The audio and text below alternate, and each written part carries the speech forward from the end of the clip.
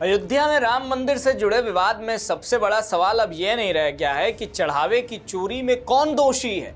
बड़ा सवाल यह बन गया है कि एसआईटी की फाइनल रिपोर्ट आने और चंपत राय को क्लीन चिट मिलने के तुरंत बाद उन्होंने 9 पन्नों की ऐसी चिट्ठी क्यों लिखी जिसमें चढ़ावे की चोरी पर सीधी सफाई देने के बजाय मंदिर निर्माण की पूरी व्यवस्था और फैसलों की कहानी सामने रख दी गई। और उससे भी बड़ा सवाल यह है कि इस पूरी कहानी में उन्होंने नृपेंद्र मिश्रा का नाम इतनी प्रमुखता से क्यों रखा। वही नृपेंद्र मिश्रा जिन्हें प्रधानमंत्री नरेंद्र मोदी का करीबी और भरोसेमंद अधिकारी माना जाता रहा है और जो राम मंदिर निर्माण समिति के अध्यक्ष रहे हैं। चंपत राय जानते हैं कि नृपेंद्र मिश्रा की भूमिका कितनी महत्वपूर्ण रही है, फिर भी उन्होंने अपनी चिट्ठी में मंदिर निर्माण के बड़े बड़े फैसलों को नृपेंद्र मिश्रा की जिम्मेदारी से जोड़ दिया। तो आखिर ये सिर्फ सफाई है या इसके पीछे कोई बड़ा संदेश है? क्या चंपत राय अपनी जिम्मेदारी की सीमा तय कर रहे हैं? क्या वो कह रहे हैं कि मंदिर निर्माण के फैसले उनके हाथ में नहीं थे, या फिर अयोध्या और दिल्ली के बीच, ट्रस्ट और संत समाज के बीच कोई ऐसा तनाव है जो अब धीरे धीरे बाहर आ रहा है? ये सवाल इसलिए उठ रहे हैं क्योंकि टाइमिंग बहुत महत्वपूर्ण है। चंपत राय ने ये चिट्ठी उस समय नहीं लिखी जब राम मंदिर का निर्माण अपने चरम पर था। उन्होंने ये सारी बातें उस समय भी सार्वजनिक नहीं की जब मंदिर निर्माण के फैसलों को लेकर चर्चा होती थी। उन्होंने तब भी 9 पन्ने का कोई दस्तावेज सामने नहीं रखा जब चढ़ावे और ट्रस्ट की व्यवस्था को लेकर सवाल उठने शुरू हुए, बल्कि उस वक्त उनका रुख यही था कि जांच होने दीजिए, एसआईटी अपनी रिपोर्ट दे दीजिए और उसके बाद वो अपनी बात रखेंगे। अब एसआईटी की फाइनल रिपोर्ट आ चुकी है। रिपोर्ट में चंपत राय और अनिल मिश्रा को क्लीन चिट मिलने की बात सामने आई है। दोनों के खिलाफ आपराधिक भूमिका साबित नहीं हुई है और इसके तुरंत बाद चंपत राय की यह लंबी चिट्ठी सामने आती है। यही वजह है कि इस चिट्ठी को सिर्फ एक सामान्य स्पष्टीकरण मान लेना शायद पूरी कहानी को बहुत छोटा कर देना होगा, क्योंकि अगर चंपत राय सिर्फ ये बताना चाहते हैं कि ट्रस्ट के बैंक खातों में पारदर्शिता थी तो वो 2 पन्नों में यह बात बता सकते थी। अगर वो सिर्फ ये कहना चाहते थे कि ट्रस्ट ऑनलाइन भुगतान करता था, ऑडिट होता था और टैक्स जमा करता था, तो इसके लिए 9 पन्नों की जरूरत नहीं थी। अगर वह सिर्फ यह बताना चाहते थे कि चढ़ावे की चोरी में उनकी कोई भूमिका नहीं थी तो एसआईटी रिपोर्ट आने के बाद एक छोटा सा बयान काफी था, लेकिन उन्होंने ऐसा नहीं किया। उन्होंने पूरी कहानी को मंदिर की व्यवस्था से शुरू किया और मंदिर निर्माण के फैसलों तक ले गए। और जब मंदिर निर्माण की बात आई तो नृपेंद्र मिश्रा की भूमिका को सामने रखा। यहीं से इस चिट्ठी का असली राजनीतिक अर्थ निकलता है। चंपत राय की चिट्ठी में यह बात सामने आती है कि मंदिर निर्माण से जुड़े फैसलों में निर्माण समिति की भूमिका केंद्रीय थी और उसके अध्यक्ष नृपेंद्र मिश्रा थे। रिपोर्टों के मुताबिक चंपत राय ने निर्माण से जुड़े फैसलों में नृपेंद्र मिश्रा की महत्वपूर्ण भूमिका का जिक्र किया है। अब जरा इस बात को समझिए। राम मंदिर आंदोलन में चंपत राय की अपनी एक बहुत बड़ी भूमिका रही है। वो लंबे समय तक श्री राम जन्मभूमि तीर्थ ट्रस्ट के महासचिव रहे, यानी वो मंदिर आंदोलन और मंदिर निर्माण की पूरी प्रक्रिया के प्रमुख चेहरों में से एक रहे हैं। दूसरी तरफ नृपेंद्र मिश्रा एक पूर्व नौकरशाह, प्रधानमंत्री मोदी के पूर्व प्रधान सचिव और राम मंदिर निर्माण समिति के अध्यक्ष, यानी दोनों की भूमिका अलग अलग स्तर पर महत्वपूर्ण रही है। एक तरफ संगठन और ट्रस्ट से जुड़ा चेहरा, दूसरी तरफ मंदिर निर्माण की तकनीकी और प्रशासनिक प्रक्रिया को संभालने वाला चेहरा। अब जब चंपत राय अपनी चिट्ठी में विस्तार से बता रहे हैं कि मंदिर निर्माण के फैसले किस समिति में लिए जाते थे और उसमें नृपेंद्र मिश्रा की क्या भूमिका थी, तो स्वाभाविक तौर पर सवाल उठता है कि वो अपनी जिम्मेदारी की सीमा कहां तय कर रहे हैं। क्या वो कहना चाहते हैं कि मंदिर निर्माण के फैसलों का श्रेय अगर किसी को जाता है तो निर्माण समिति और उसके अध्यक्ष को जाता है? क्या वो यह बताना चाहते हैं कि ट्रस्ट का महासचिव होना और निर्माण के हर फैसले का जिम्मेदार होना 2 अलग अलग चीजें? या फिर वो आने वाले समय के लिए रिकॉर्ड तैयार कर रहे हैं? क्योंकि राजनीति और संगठन की दुनिया में एक चीज बहुत महत्वपूर्ण होती है, वो है रिकॉर्ड। आज कोई सवाल नहीं है लेकिन कल कोई सवाल उठ सकता है। आज कोई जांच नहीं है लेकिन कल कोई नई जांच हो सकती है। आज मंदिर निर्माण पूरे होने के करीब है लेकिन आने वाले सालों में कोई यह पूछ सकता है कि किस फैसले की जिम्मेदारी किसकी थी, और शायद चंपत राय अपनी चिट्ठी के जरिए उसी का जवाब पहले से लिख रहे हैं।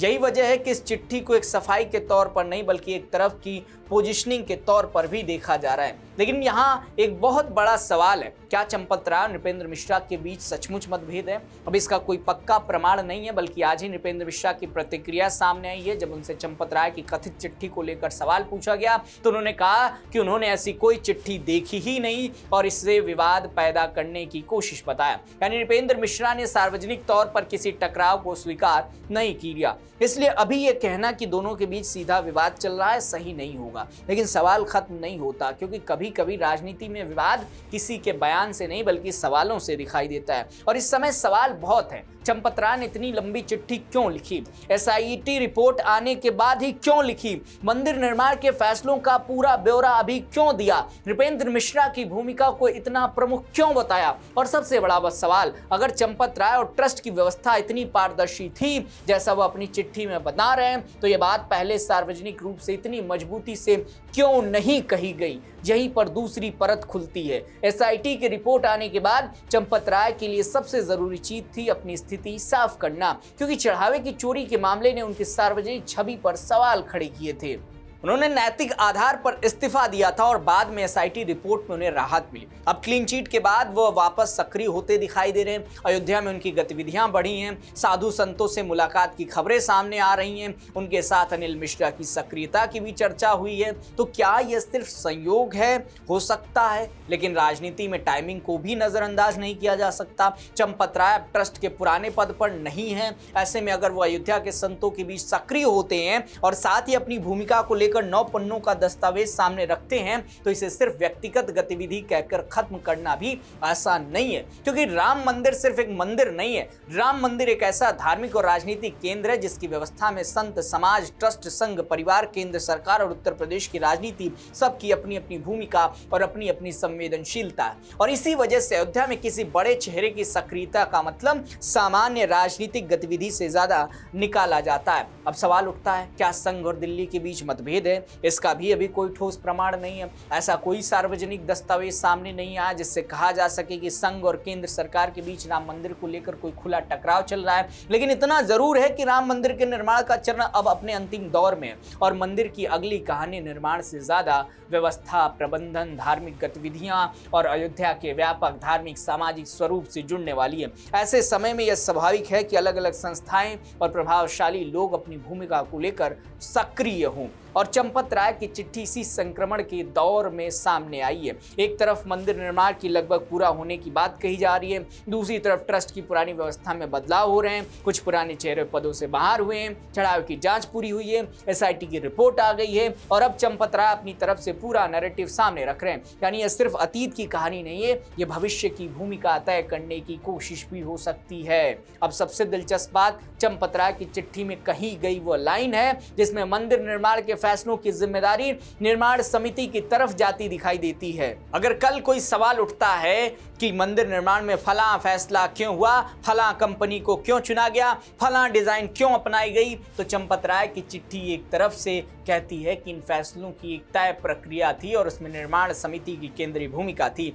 यानी महासचिव और निर्माण समिति के अध्यक्ष की जिम्मेदारियां अलग अलग थीं। क्या यही बात चंपत राय सबसे ज्यादा स्पष्ट करना चाहते हैं? शायद। और अगर ऐसा है तो सवाल यह है कि उन्होंने इसका सबसे बड़ा उदाहरण नृपेंद्र मिश्रा को ही क्यों बनाया? क्योंकि नृपेंद्र मिश्रा का नाम अपने आप में बहुत बड़ा नाम है। वह दिल्ली की सत्ता के बेहद नजदीक रहे, प्रधानमंत्री मोदी के साथ लंबे समय तक काम कर चुके हैं, राम मंदिर निर्माण में उनकी भूमिका को भी महत्वपूर्ण माना जाता है। ऐसे व्यक्ति के बारे में चंपत राय अगर ये लिखते हैं कि निर्माण के बड़े फैसले उनके नेतृत्व वाली समिति में लिए जाते थे, तो यह सामान्य सूचना से कहीं ज्यादा महत्वपूर्ण हो जाती है। लेकिन यहां भी एक फर्क समझना जरूरी है। चंपत राय की चिट्ठी को नृपेंद्र मिश्रा के खिलाफ आरोप पत्र की तरह देखना अभी सही नहीं होगा, बल्कि उपलब्ध रिपोर्टों में चिट्ठी का एक बड़ा हिस्सा नृपेंद्र मिश्रा की भूमिका की तारीफ करता है और मंदिर निर्माण में उनके योगदान को महत्वपूर्ण बताता है। यानी बाहर से देखने पर यह चिट्ठी नृपेंद्र मिश्रा पर हमला कम और उनकी भूमिका को रिकॉर्ड पर रखने की कोशिश ज्यादा दिखाई देती है। लेकिन कुछ रिपोर्टों में चिट्ठी के उन हिस्सों पर भी सवाल उठे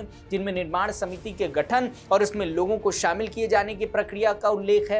यही वजह है कि इसे लेकर बहस शुरू है और नृपेंद्र मिश्रा की प्रतिक्रिया के बाद तो सवाल और बढ़ गए, क्योंकि अगर वह कहते हैं कि उन्होंने चिट्ठी देखी ही नहीं और मीडिया विवाद पैदा कर रहा है, तो फिर सवाल उठता है कि आखिर ये चिट्ठी सार्वजनिक कैसे हुई, इसे किसने सामने रखा। हालांकि पूरी चिट्ठी सार्वजनिक है, पूरा देश पढ़ लिया, सब कुछ हो गया। चंपत राय को लेकर सवाल भी खड़े हो गए। सवाल ये भी होने लगा कि आखिर चंपत राय बार बार नृपेंद्र मिश्रा का नाम क्यों ले रहे हैं। क्या संघ और सरकार के बीच में कोई मतभेद है? क्या अयोध्या के संतों और सरकार के बीच में कोई मतभेद है? क्या मंदिर के ट्रस्ट और बाकी के अयोध्या के संतों के बीच में कोई मतभेद है? ये तमाम सवाल इस समय निकल कर आ रहे हैं। आपको क्या लगता है इस चिट्ठी के बारे में? अपना जवाब नीचे कमेंट सेक्शन में लिख कर बताइएगा और ऐसी तमाम खबरों के लिए देखते रहिए राष्ट्रवाणी। नमस्कार।